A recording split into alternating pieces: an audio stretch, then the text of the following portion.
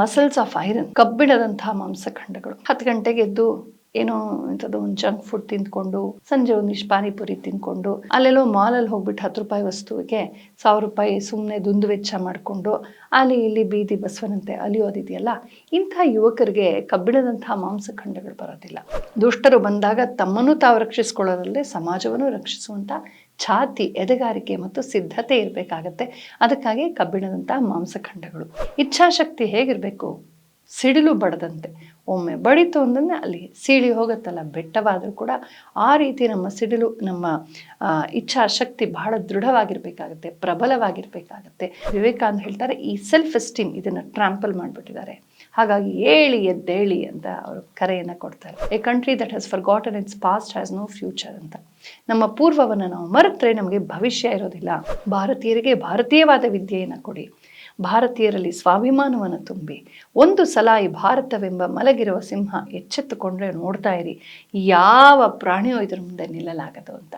ಅಕ್ಕಪಕ್ಕದ ಶತ್ರುಗಳೆಲ್ಲ ಸೊಳ್ಳೆಗಳಿದ್ದ ಹಾಗೆ, ಆದರೆ ಮಲಗಿರೋ ಸಿಂಹ ಎಚ್ಚೆತ್ತು ಗರ್ಜನೆ ಮಾಡಿದ್ರೆ ಈ ಸೊಳ್ಳೆಗಳು ಪರಾರಿ ಆಗತ್ವೆ. ನಮಸ್ಕಾರ. ರಾಷ್ಟ್ರೀಯ ಯುವ ದಿನಾಚರಣೆ, ಇದರ ಹಾರ್ದಿಕ ಶುಭಾಶಯಗಳು. National youth day. ಸ್ವಾಮಿ ವಿವೇಕಾನಂದರ ಹುಟ್ಟುಹಬ್ಬವನ್ನು ನಾವು ರಾಷ್ಟ್ರೀಯ ಯುವ ದಿನವಾಗಿ ಆಚರಿಸ್ತಾ ಇದ್ದೀವಿ. ಬಹಳ ಅರ್ಥಪೂರ್ಣವಾದದ್ದು. ಯಾಕೆ ಅಂದರೆ ಯೌವನ ಎಲ್ರಿಗೂ ಬರುತ್ತೆ, ಆದರೆ ಅದನ್ನು ಹೇಗೆ ಅರ್ಥ ಮಾಡ್ಕೊಳ್ತೀವಿ, ಹೇಗೆ ಅದನ್ನು ಬಳಸ್ಕೊಳ್ತೀವಿ, ಹೇಗೆ ಇಡೀ ಜೀವನ ಸಾರ್ಥಕವಾಗುವಂತೆ ಅದನ್ನು ನಾವು ಬಳಸ್ಕೊಳ್ತೀವಿ ಅನ್ನೋದು ನಮ್ಮ ಕೈಯಲ್ಲಿದೆ. ಒಂದು ಯುವಾವಸ್ಥೆಯಲ್ಲೇ ಏನೆಲ್ಲ ಅದ್ಭುತಗಳನ್ನು ಸಾಧಿಸ್ಬೋದು, ಎಷ್ಟು ಡೈನಮಿಕ್ ಆಗಿ, ಎಷ್ಟು ಬಹುಮುಖವಾಗಿ ಒಂದು ವ್ಯಕ್ತಿತ್ವ ಅರಳಬಹುದು, ಮತ್ತು ಆ ವ್ಯಕ್ತಿತ್ವದ ಸತ್ವ ನಿಸ್ವಾರ್ಥವಾಗಿ ಹೇಗೆ ದೇಶಕ್ಕಾಗಿ, ಧರ್ಮಕ್ಕಾಗಿ, ಸಮಾಜಕ್ಕಾಗಿ ಸಲ್ಲಬಹುದು ಅನ್ನೋದಕ್ಕೆ ಉಜ್ವಲ ನಿದರ್ಶನ ಸ್ವಾಮಿ ವಿವೇಕಾನಂದರ ಬದುಕು. ಯೌವನದ ಕಲ್ಪನೆಯನ್ನು ವಿವೇಕಾನಂದರು ನಮ್ಮ ಮುಂದೆ ಇಡ್ತಾರೆ. ಅವರ ಮಾತುಗಳಲ್ಲಿ ನೋಡೋದಾದ್ರೆ, muscles of iron, nerves of steel and will of the thunder ಅಂತ. ಇದು ಯೌವನದ ಭವ್ಯವಾದ ಪರಿಕಲ್ಪನೆ ಅವ್ರು ಕೊಡೋದು. ಮಸಲ್ಸ್ ಆಫ್ ಐರನ್, ಕಬ್ಬಿಣದಂತಹ ಮಾಂಸಖಂಡಗಳು. 10 ಗಂಟೆಗೆ ಎದ್ದು ಏನೋ ಇಂಥದ್ದು ಒಂದು ಜಂಕ್ ಫುಡ್ ತಿಂದ್ಕೊಂಡು, ಇಂಥದ್ದು ನೂಡಲ್ಸ್ ತಿಂದ್ಕೊಂಡು, ವ್ಯಾಯಾಮ ಇಲ್ಲ ಏನಿಲ್ಲ, ಕೂತ್ಕೊಂಡು ಸಿಂಕ್ ಆಗೋ ಸೋಫಾನಲ್ಲಿ ಮಲ್ಕೊಂಡು ವಾಟ್ಸಪ್ ನೋಡಿಕೊಂಡು, ಹಾಗೆ ಯಾವ ಒಂದು ಉದ್ದೇಶವಿಲ್ಲದೆ ಅಲಿಯುವಂತಹ, ಸಂಜೆ ಒಂದಿಷ್ಟು ಪಾನಿಪುರಿ ತಿಂದ್ಕೊಂಡು ಹರಟೆ ಹೊಡ್ಕೊಂಡು ಅಲ್ಲೆಲ್ಲೋ ಮಾಲಲ್ಲಿ ಹೋಗ್ಬಿಟ್ಟು 10 ರೂಪಾಯಿ ವಸ್ತುವಿಗೆ 1000 ರೂಪಾಯಿ ಸುಮ್ಮನೆ ದುಂದು ವೆಚ್ಚ ಮಾಡಿಕೊಂಡು ಅಲ್ಲಿ ಇಲ್ಲಿ ಬೀದಿ ಬಸವನಂತೆ ಅಲಿಯೋದಿದೆಯಲ್ಲ, ಇಂಥ ಯುವಕರಿಗೆ ಕಬ್ಬಿಣದಂತಹ ಮಾಂಸಖಂಡಗಳು ಬರೋದಿಲ್ಲ. ಕಬ್ಬಿಣದಂತಹ ಮಾಂಸಖಂಡಗಳು ಬೇಕಾದರೆ ಶಿಸ್ತುಬದ್ಧವಾದ ಜೀವನ ಬೇಕಾಗತ್ತೆ, ಕ್ರಮವರಿತು ದೇಹವನ್ನು ಪಳಗಿಸ್ಬೇಕಾಗತ್ತೆ. ಏನು ತಿಂತೀವಿ, ಎಷ್ಟು ತಿಂತೀವಿ, ಯಾವಾಗ ತಿಂತೀವಿ, ಎಲ್ಲಿ ತಿಂತೀವಿ, ಎಷ್ಟು ತಿನ್ನಬೇಕು ಇತ್ಯಾದಿ ವಿವೇಚನೆ ಉಳ್ಳವರು ತಮ್ಮ ಆರೋಗ್ಯವನ್ನು ಕಾಪಾಡಿಕೊಳ್ತಾ, ವ್ಯಾಯಾಮದಿಂದ ತಮ್ಮ ದೇಹವನ್ನು ಗಟ್ಟಿಗೊಳಿಸ್ತಾ ಈ ರೀತಿ ಅರಳಿಸ್ಕೊಳ್ಬೇಕಾಗತ್ತೆ ದೇಹ. ಹಿಂದೆ ಗರಡಿ ಮನೆಗಳಿರ್ತಾ ಇದ್ವು, ಹಳ್ಳಿಯಲ್ಲೂ ಸಿಟಿಗಳಲ್ಲೂ. ಅಲ್ಲಿ ಹೋಗಿ ನಮ್ಮ ಯುವಕರು ತಮ್ಮ ದೇಹವನ್ನು ಚೆನ್ನಾಗಿ ಪಳಗಿಸ್ಕೊಳ್ತಾ ಇದ್ರು. ಎಲ್ಲ ವರ್ಣದವರು ಹೋಗೋರು. ಅಲ್ಲಿಂದ ಮುಂದೆ ಮಹಾರಾಜಂದರು ಅವರನ್ನು ರಿಕ್ರೂಟ್ ಮಾಡ್ಕೊಳ್ತಾ ಇದ್ದಂತೆ ಆರ್ಮಿಗೆ. ಈಗ ಆ ಗರಡಿ ಮನೆಯ ಕಾನ್ಸೆಪ್ಟೇ ಹೋಗ್ಬಿಟ್ಟಿದೆ. ಹಾಗಾಗಿ ಹೆಚ್ಚು ಸಮಯ ಮಾಲ್ಗಳಲ್ಲಿ ಅಲ್ಲಿ ಇಲ್ಲಿ ಕಳೆಯೋದು ಆಗ್ಬಿಟ್ಟಿದೆ. ತೋರಾಣಿಕೆಗೆ ಫಿಟ್ ಆಗಿರೋದು ಬೇರೆ, ನಿಜಕ್ಕೂ ಫಿಟ್ ಆಗಿರೋವಂಥದ್ದು ಬೇರೆ. ಗರಡಿ ಮನೆಗಳಲ್ಲಿ ದೇಹ ಅಷ್ಟೇ ಅಲ್ಲ, ಮನಸ್ಸು ಪಳಗ್ತಾ ಇತ್ತು. ಯಾಕೆಂದರೆ ಗರಡಿ ಮನೆಯ ಪರಿಸರದಲ್ಲಿ ಬ್ರಹ್ಮಚರ್ಯ ಪಾಲನೆ ಮಾಡ್ತಾ ಇದ್ರು, ಅಲ್ಲಿ ಹನುಮಂತನ ಉಪಾಸನೆ ಮಾಡೋರು. ಈ ಕಾನ್ಸೆಪ್ಟ್ಸು ನಮ್ಮ ದೇಹ ಮತ್ತು ಮನಸ್ಸುಗಳನ್ನು ಶುದ್ಧವಾಗಿ ಶಕ್ತವಾಗಿ ಇಡ್ತಾ ಇತ್ತು. ಅಂಥ ಭವ್ಯವಾದ ಬ್ರಹ್ಮಚರ್ಯದ ಕಲ್ಪನೆ, ಗರಡಿ ಮನೆಯ ಕಲ್ಪನೆ, ದೇಹದ ಗಟ್ಟಿತನದ ಕಲ್ಪನೆ ಇವತ್ತು ಈ ಮೆಕಾಲೆ ಸಿಸ್ಟಮಿಂದ ಸಾಕಷ್ಟು ಕಡಿಮೆ ಆಗೋಗ್ಬಿಟ್ಟಿದೆ. ಅದು ವಾಪಸ್ ಬಂದರೆ ಮತ್ತೆ ನಮ್ಮ ಯುವಕರಲ್ಲಿ ಒಂದು ತೇಜಸ್ಸು ಖಂಡಿತ ಬರುತ್ತೆ. ವಿವೇಕಾನಂದ ಹೇಳ್ತಾರೆ, ಕಬ್ಬಿಣದಂಥ ಮಾಂಸಖಂಡಗಳಿರಬೇಕು ಅಂತ. ಒಳ್ಳೆ ಗಟ್ಟುಮುಟ್ಟಾದ ದೇಹವನ್ನು ಇಟ್ಕೋಬೇಕಾಗತ್ತೆ. ದುಷ್ಟರು ಬಂದಾಗ ತಮ್ಮನ್ನು ತಾವು ರಕ್ಷಿಸ್ಕೊಳ್ಳೋದಲ್ಲದೆ ಸಮಾಜವನ್ನು ರಕ್ಷಿಸುವಂಥ ಛಾತಿ, ಎದೆಗಾರಿಕೆ ಮತ್ತು ಸಿದ್ಧತೆ ಇರಬೇಕಾಗತ್ತೆ. ಅದಕ್ಕಾಗಿ ಕಬ್ಬಿಣದಂತಹ ಮಾಂಸಖಂಡಗಳು. ಇನ್ನು ಉಕ್ಕಿನಂತಹ ನರಮಂಡಲ ಅಂದರೆ ನಮ್ಮ ಭಾವನಾ ಶಕ್ತಿ, ಮನೋಬಲವನ್ನು ಸೂಚಿಸುತ್ತೆ. ಜಗತ್ತು ಜೀವನ ಅಂದಮೇಲೆ ನಮಗೆ ಕಷ್ಟ ನಷ್ಟಗಳು ಬರ್ತಾ ಇರುತ್ತೆ, ಸ್ತುತಿ ನಿಂದೆಗಳು ಬರ್ತಾ ಇರುತ್ತವೆ. ಕೆಲವರು ನಮ್ಮನ್ನು ಒಪ್ಕೊಳ್ತಾರೆ, ಕೆಲವರು ಒಪ್ಕೊಳ್ಳೋದಿಲ್ಲ, ಕೆಲವರು ಹೊಗಳ್ತಾರೆ, ಕೆಲವರು ತೆಗಳ್ತಾರೆ. ಹೀಗೆ ಜೀವನದ ವೈಪರೀತ್ಯದ ಮಧ್ಯವೇ ನಾವೆಲ್ಲರೂ ಸಾಗಿ ಹೋಗಬೇಕಾಗತ್ತೆ. ನಾವು ಎಲ್ಲಕ್ಕೂ ಓವರ್ ರಿಯಾಕ್ಟ್ ಮಾಡ್ತಾ ಹೋದರೆ, ಎಲ್ಲಕ್ಕೂ ಹಿಗ್ಗೋದು ಕುಗ್ಗೋದು ಮಾಡ್ತಾ ಹೋದರೆ, ಅಭಿಪ್ರಾಯಗಳ ಜಾಲದಲ್ಲಿ ಸಿಕ್ಕಾಕೊಂಡು ನಮ್ಮನ್ನು ನಾವು ತುಂಬ ಕುಗ್ಗಿಸ್ಕೊಳ್ತಾ ಹೋದರೆ ತುಂಬ ಬಳಲಿ ಬಿಡ್ತೀವಿ, ಮನಸ್ಸು ದುರ್ಬಲವಾಗಿ ಬಿಡುತ್ತೆ. ಹಾಗಾಗಬಾರ್ದು. ಕಮ್ ವಾಟ್ ಮೇ, ನಮ್ಮ ಸಜ್ಜನರು, ನಮ್ಮ ಹಿರಿಯರು, ನಮ್ಮ ಗುರುಗಳು, ಆಚಾರ್ಯರು ನಮ್ಮ ಕಿವಿ ಹಿಂಡಿ ಇದು ತಪ್ಪು ಇದು ಸರಿ ಅಂತ ದಾರಿ ತೋರಿಸ್ತಾರಲ್ಲ, ಅದಕ್ಕೆ ಬೆಲೆ ಕೊಡಬೇಕೇ ಹೊರತು ಪ್ರತಿಯೊಬ್ಬರು ನಮ್ಮ ಬಗ್ಗೆ ಏನು ಹೇಳ್ತಾರೆ ಇದಕ್ಕೆ ತಲೆ ಕೆಡಿಸ್ಕೊಳ್ತಾ ಎಲ್ಲಕ್ಕೂ ಸಂಕಟ ಪಡೋದು, ದುಃಖ ಪಡೋದು, ತಲೆ ಕೆಡಿಸ್ಕೊಳ್ಳೋದು, ಒದ್ದಾಡೋದು. ಕೆಲವರು ಆತ್ಮಹತ್ಯೆ ಮಾಡ್ಕೊಳ್ಳೋಕೆ ಹೊಟ್ಟೋಗ್ತಾರೆ, ಕೆಲವರು ಮನೆ ಬಿಟ್ಟು ಓಡೋಗ್ಬಿಡ್ತಾರೆ, ಕೆಲವರು ಡಿಪ್ರೆಷನ್ಗೆ ಹೊಟ್ಟೋಗ್ತಾರೆ, ಕೆಲವರು ವೈಲೆಂಟ್ ಆಗಿಬಿಡ್ತಾರೆ, ಹೊಡಿತಾರೆ, ಬಡಿತಾರೆ. ಹೀಗೆ ಇದೆಲ್ಲ ಓವರ್ ರಿಯಾಕ್ಷನ್ ಯಾಕೆ ಬರುತ್ತೆ ಅಂದರೆ ಮನಸ್ಸು ದುರ್ಬಲವಾಗಿರೋದ್ರಿಂದ. ಹಾಗಾಗಿ ಮನೋಬಲ ತುಂಬ ಮುಖ್ಯ. ಜಿತಂ ಜಗತ್ಕೇನ ಮನೋಹೀಯನ ಅಂತ ಆಚಾರ್ಯ ಶಂಕರರು ಹೇಳ್ತಾರೆ. ಅಂತಹ ಮನೋಬಲ ಅದೇ ಉಕ್ಕಿರಂತಹ ನರಮಂಡಲ ಅದು ಇರಬೇಕು ಯುವಕರಲ್ಲಿ ಅಂತ ವಿವೇಕಾನಂದ ಹೇಳ್ತಾರೆ. ಇನ್ನು ವಿದ್ಯುತ್ ಶಕ್ತಿಯಂತಹ ಇಚ್ಛಾಶಕ್ತಿ ಹೇಗಿರಬೇಕು? ಸಿಡಿಲು ಬಡದಂತೆ. ಒಮ್ಮೆ ಬಡಿತು ಅಂದ್ರೆ ಅಲ್ಲಿ ಸೀಳಿ ಹೋಗುತ್ತಲ್ಲ, ಬೆಟ್ಟವಾದರೂ ಕೂಡ ಆ ರೀತಿ ನಮ್ಮ ಸಿಡಿಲು, ನಮ್ಮ ಇಚ್ಛಾಶಕ್ತಿ ಬಹಳ ದೃಢವಾಗಿರಬೇಕಾಗತ್ತೆ, ಪ್ರಬಲವಾಗಿರಬೇಕಾಗತ್ತೆ. ಆಗತ್ತೋ ಇಲ್ವೋ ಅಂತರುವ ರೀತಿಯೆಲ್ಲ ಆಗಬೇಕು. ನನ್ನ ಜೀವನದಲ್ಲಿ ಎಷ್ಟೇ ಸೋಲುಗಳು ಕಷ್ಟಗಳು ಬಂದರೂ ಕೂಡ ಹಿಡಿದ ಕೆಲಸವನ್ನು ಮಾಡಿ ಮುಗಿಸ್ತೀನಿ ಅನ್ನುವ ಛಲ ಬಲಗಳು ಬೇಕಾಗತ್ತೆ. ಛಲ ಬೇಕು ಶರಣಂಗೆ ಅಂತ ಹೇಳ್ತಾರಲ್ಲ, ಆ ರೀತಿ ಅಂಥ ಒಂದು ಇಚ್ಛಾಶಕ್ತಿಯ ಬಗ್ಗೆ ವಿವೇಕಾನಂದರು ಹೇಳ್ತಾ ಇದ್ದಾರೆ. ಹೀಗೆ ಕಬ್ಬಿಣದಂತಹ ಮಾಂಸಖಂಡಗಳು, ಉಕ್ಕಿನಂತಹ ನರಮಂಡಲ, ವಿದ್ಯುತ್ ಶಕ್ತಿ ಅಂತ ಇಚ್ಛಾಶಕ್ತಿಯೇ ಯೌವನದ ಭವ್ಯವಾದ ಪರಿಕಲ್ಪನೆ ಅಂತ ವಿವೇಕಾನಂದರು ನಮ್ಮ ಮುಂದೆ ಇಡ್ತಾರೆ. ಸ್ವತಃ ಅವರೇ ಇದಕ್ಕೆ ನಿದರ್ಶನವಾಗಿದ್ದರು. ವಿವೇಕಾನಂದರು ಬಾಲ್ಯದಿಂದಲೂ ಕೂಡ ಹಲವಾರು ಅಭ್ಯಾಸ ಮಾಡಿಕೊಂಡಿದ್ರು. ಹಲವಾರು ವಿದ್ಯೆಗಳನ್ನು, ಸಂಗೀತ ಕಲ್ತಿದ್ರು, ಶಾಸ್ತ್ರೀಯ ಸಂಗೀತ, ಜಾನಪದೀಯ ಸಂಗೀತಗಳನ್ನು ಕಲ್ತಿದ್ರು, ಪಕ್ವಾಜ್ ನುಡಿಸ್ತಾ ಇದ್ರು, ತಬ್ಲಾ ನುಡಿಸ್ತಾ ಇದ್ರು, ಸಿತಾರ್ ನುಡಿಸ್ತಾ ಇದ್ರು, ನೃತ್ಯವನ್ನೂ ಕಲ್ತಿದ್ರು, ಪಾಕ ಪ್ರವೀಣರಾಗಿದ್ದರು, ಕುದುರೆ ಓಡಿಸ್ತಾ ಇದ್ರು, ಈಜನ್ನು ಕಲ್ತಿದ್ರು. ಆಮೇಲೆ ಕೋತಿ, ಜಿಂಕೆ, ಪಕ್ಷಿಗಳು ಮುಂತಾದ ಹಲವಾರು ಪ್ರಾಣಿಗಳನ್ನು ಸಾಕಿದ್ರು. ಆಕಳ ಒಂದು ಸೇವೆ ಅವ್ರಿಗೆ ಚೆನ್ನಾಗಿ ಗೊತ್ತಿತ್ತು, ಲಾಠಿ ಬೀಸೋ ಆಟ ಗೊತ್ತಿತ್ತು, ಕುಸ್ತಿ ಮಲ್ಲಯುದ್ಧ ಗೊತ್ತಿತ್ತು, ಗರಡಿ ಮನೆಗೆ ಹೋಗಿ ದೇಹವನ್ನು ಪಳಗಿಸ್ಕೊಂಡಿದ್ರು, ಕ್ರಿಕೆಟ್ ಆಡ್ತಾ ಇದ್ರು, ಚೆಸ್ ಆಡ್ತಾ ಇದ್ರು. ಹೀಗೆ ಹಲವಾರು ಹ್ಯಾಂಡ್ ಶ್ಯಾಡೋ ಮ್ಯಾಜಿಕ್ ಆ್ಯಕ್ಟ್ ಅದು ಬರ್ತಾ ಇತ್ತು ಅವ್ರಿಗೆ.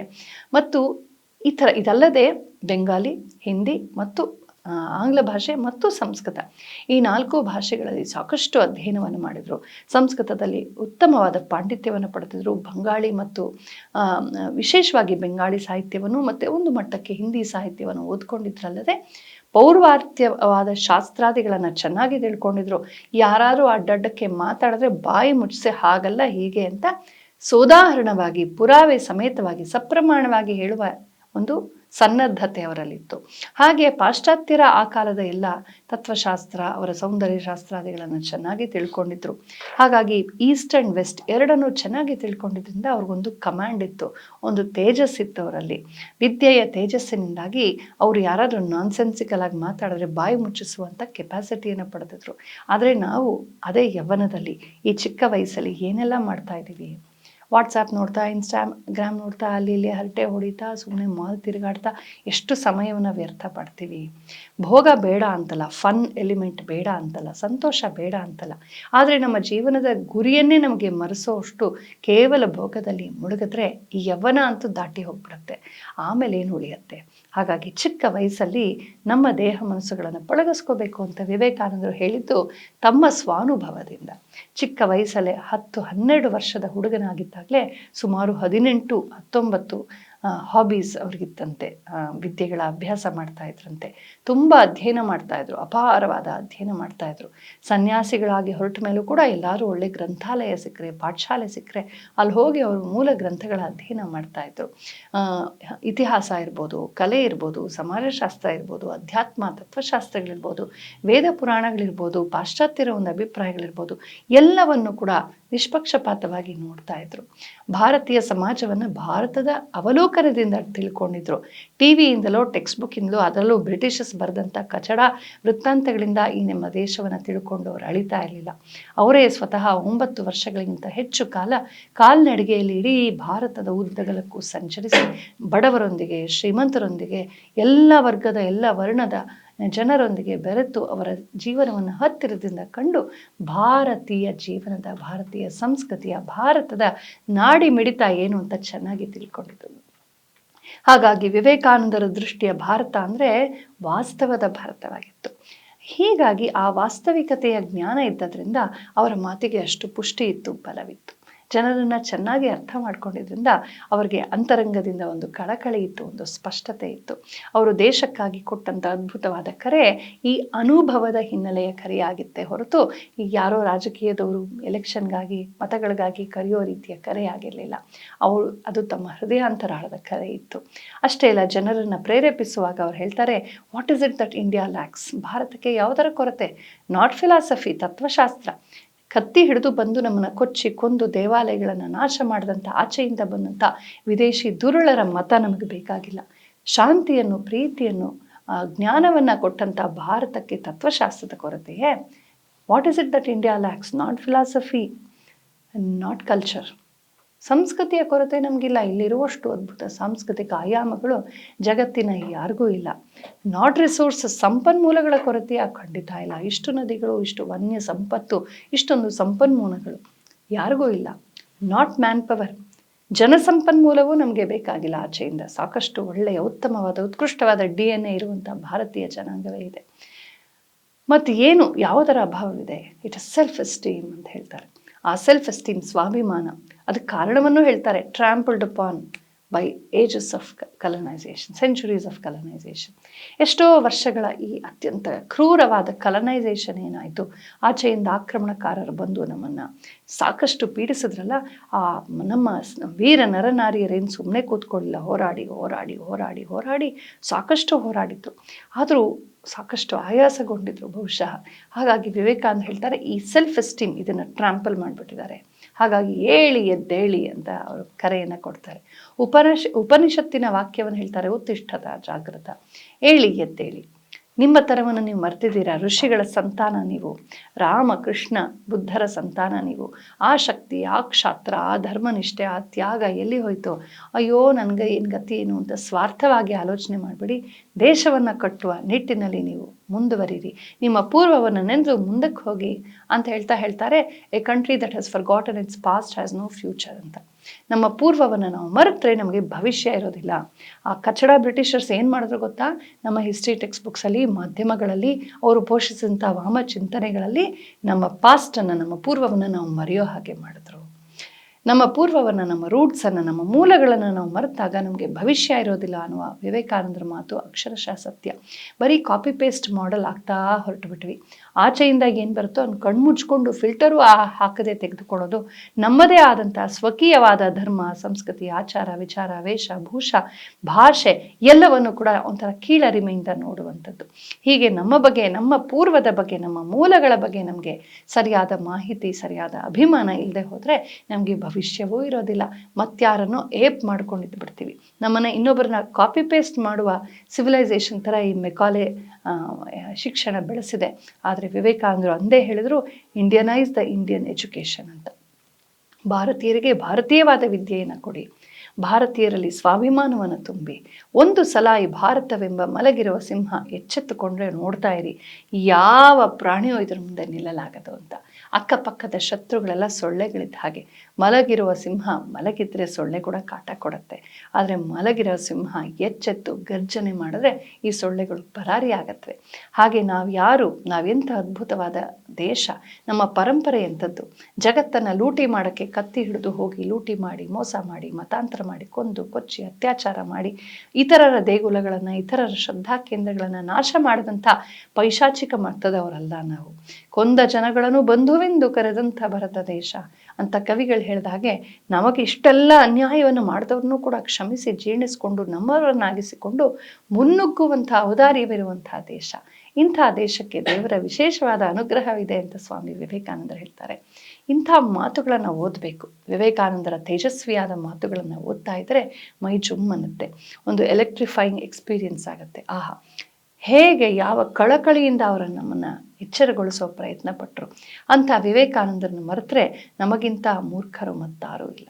ಸ್ವಾಮಿ ವಿವೇಕಾನಂದರ ಜೀವನವನ್ನು, ಸಾಧನೆಗಳನ್ನು, ಅವರ ಒಂದು ಅದ್ಭುತವಾದ ಒಂದು ವಿದ್ಯುತ್ ಶಕ್ತಿ ಸಂಪನ್ನವಾದಂಥ ಅವರ ಮಾತುಗಳನ್ನು ಕೇಳಬೇಕು, ಓದಬೇಕು, ಭಾವಿಸಬೇಕು. ಅವರೊಂದು ವಿಷನರಿ ಆಗಿದ್ದರು. ದೇಶಕ್ಕಾಗಿ ಒಂದು ದೂರದೃಷ್ಟಿಯನ್ನು ಹೊಂದಿದ್ರು. ಈ ದೇಶವೇ ಸರ್ವಸ್ವವೂ ಆಗಿದೆ ಅಂತ ಒಂದು ಅದ್ಭುತವಾದ ವಿಷನನ್ನು ನಮಗೆ ಕೊಟ್ಟಿದ್ರು.